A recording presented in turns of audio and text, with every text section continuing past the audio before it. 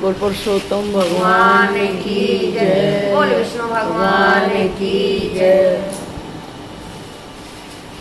एक महीना पुरुषोत्तम मास का रोज की भगवान के चरणों में आकर सब बहनों ने हाजिरी लगाई।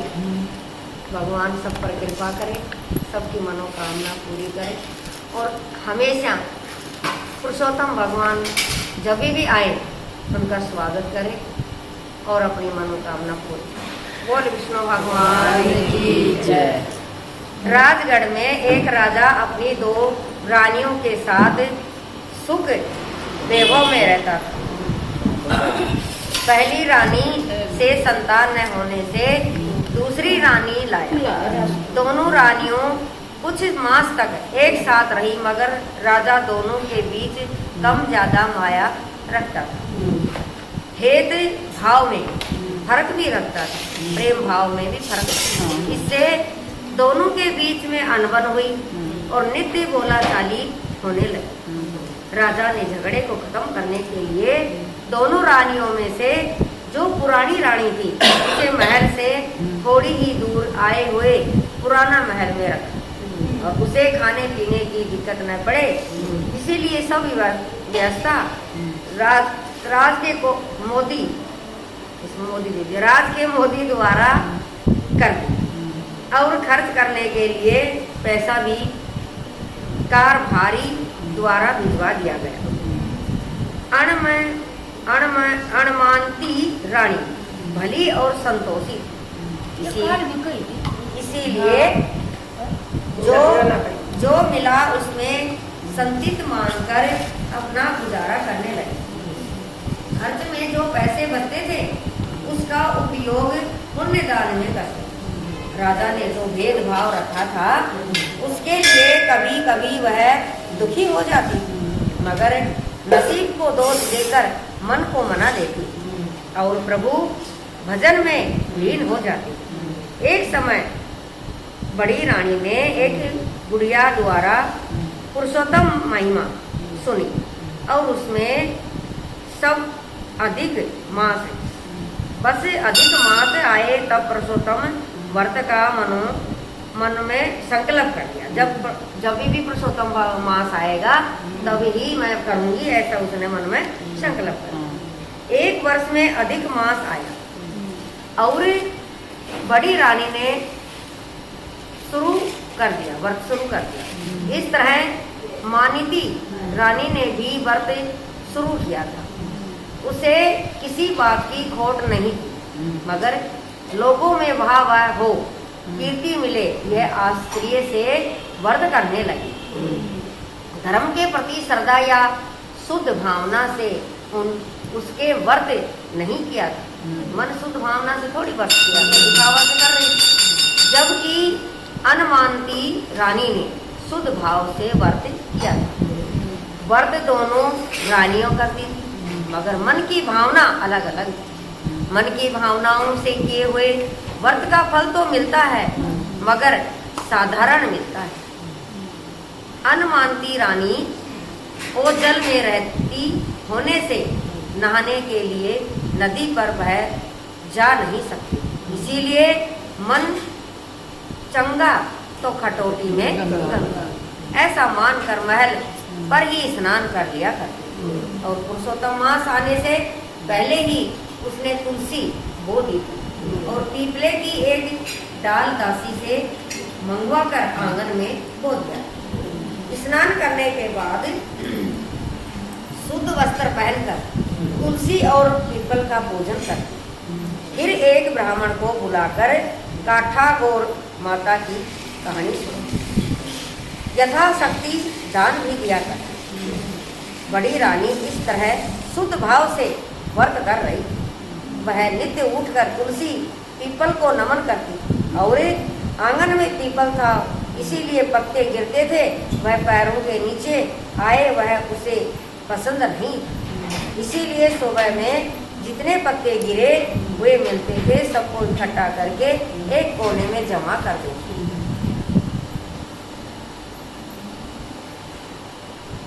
उसने सोचा था कि पुरुषोत्तम मास पूर्ण हो जाए तब उसे नदी या सरोवर में डाल दो। अधिक मास की पूर्ण आहुति होने से बड़ी रानी ने सब पत्ते एक पोटली में भर लिए।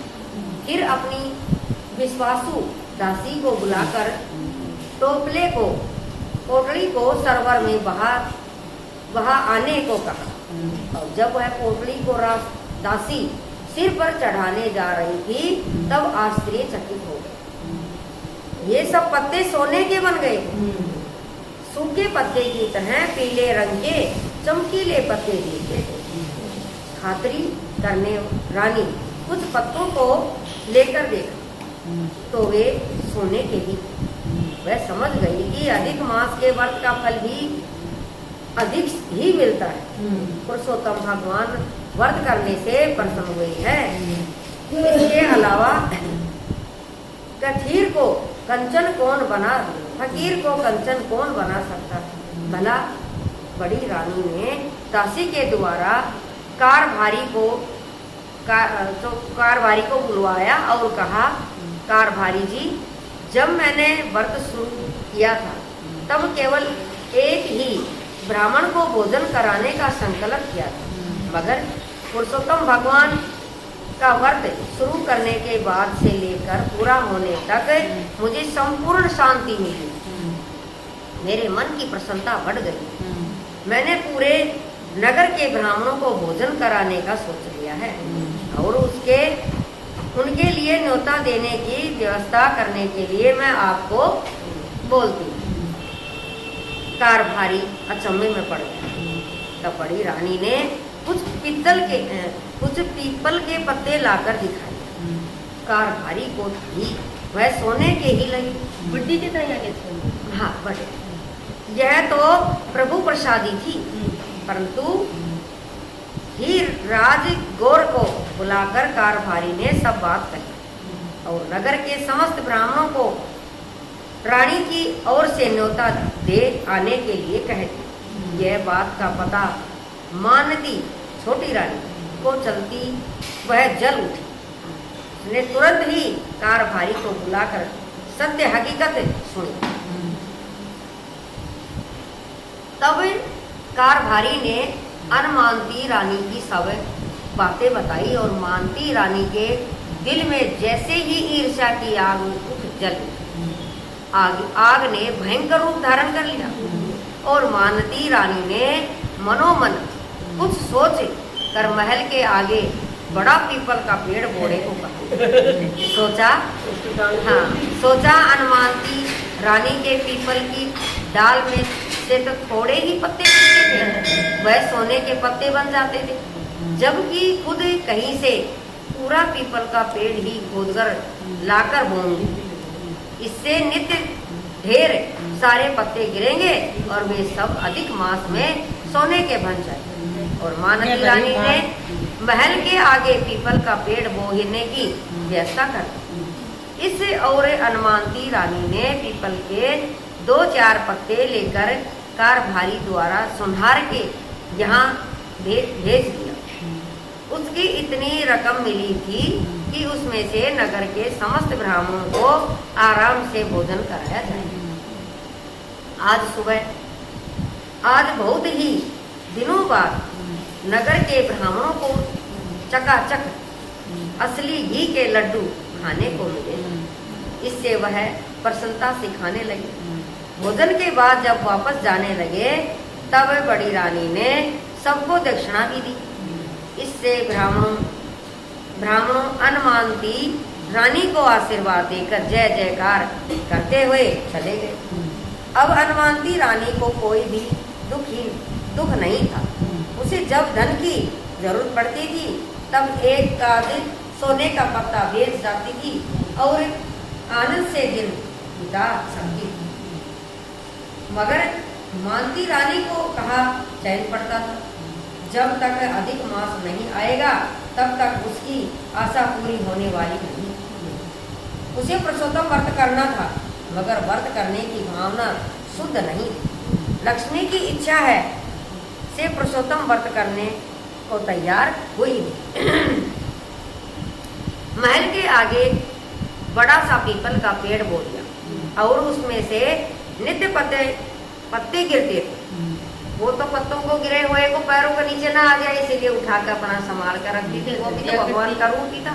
और वो क्या करती, मगर अधिक मास का आगमन नहीं हुआ, इसीलिए वह सोने के बनते पत्ते नहीं थे। ऐसा समझकर मन में कि अभी परसोत्तम मास आया नहीं, इसीलिए सोने के पत्ते नहीं बढ़ रहे, ये सोचकर मन को मना लेती थी।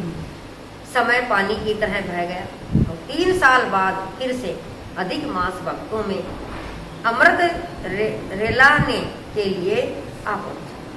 मानती जो सोनेरी समय की बाट देख रही थी, सुनहरी समय की बाट देख रही थी, वह वहां आ गई। उसने परसोत्तम व्रत शुरू कर दिया, नित्य स्नान करती, प्रभु भक्ति करती, मगर उसकी भक्ति शुद्ध नहीं थी। वह लक्ष्मी प्राप्त करने के लिए ही व्रत करती थी। इसका मन पीपल के पत्ते सोने के बन जाएं उसी में अटका हुआ है। नित्य सुबह उठकर वह पीपल के पेड़ के पास जाती और जितने पान गिरते होते थे वे सब इकट्ठे कर एक रूप में भर लेती, इकट्ठा करती। यह तो बड़ा पीपलाया था, इसीलिए नित्य ढेर सारे पत्ते पड़ते, जिससे थोड़े ही समय में कमरा पीपल के पत्तों से भर गया। उसे देखकर रानी मन में हंसाती रहती थी। जब व्रत की पूर्ण आहुति होगी, पुरुषोत्तम मास पूर्ण हो जाएगा, तब ये सब पत्ते सोने के बन जाएंगे, मेरा कमरा भर जाएगा सोने का। वह दिन में बार बार पुरुषोत्तम प्रभु का स्मरण करती, मगर दिल में तो सोने के पत्ते का ही रटन करती। रानी ने पुरुषोत्तम प्रभु का पूजन के लिए एक ब्राह्मण को रोज रखा था। वह पूरा दिन जप करता रहता था, श्लोक बोलता था, कथा पढ़ता था और रानी सुनती, मगर दिखावा करने के लिए ही थी। उसे तो सोने के पत्तों की ही ध्यान था। जब व्रत अच्छी तरह फले, इसीलिए मानती रानी नित्य सुबह खड़े हुए पान लेने के बाद 2 घड़ी पानी पीपल को डालती, पत्ता लेने के बाद में ही पानी डालती, पूजन करती थी और नित्य अलग अलग 5 ब्राह्मणों का खिलाती थी। इससे वह रानी की भक्ति की प्रशंसा करने लगी। लोगों को क्या मालूम कि रानी की अंदर में क्या भार क्या है, खोटा दिखावा करके धन की कामना कर रही।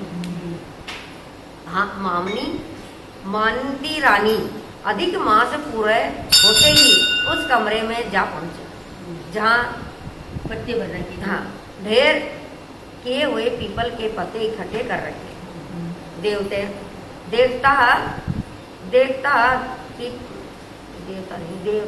देवता पीपल के पत्ते जो हालत में पड़े थे वही हालत में ही पड़े, केवल कुछ पत्ते ही सूख जाने से पीले पड़ गए।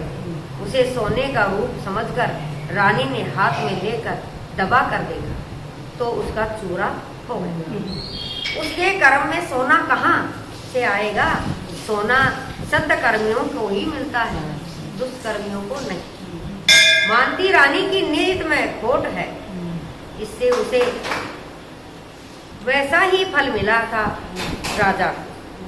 जब मानती रानी का इस बात का पता चला तब उसके ऊपर से उसका मन उतर गया। राजा को जब ये पता लगा तो छोटी रानी पर उसका मन उतर गया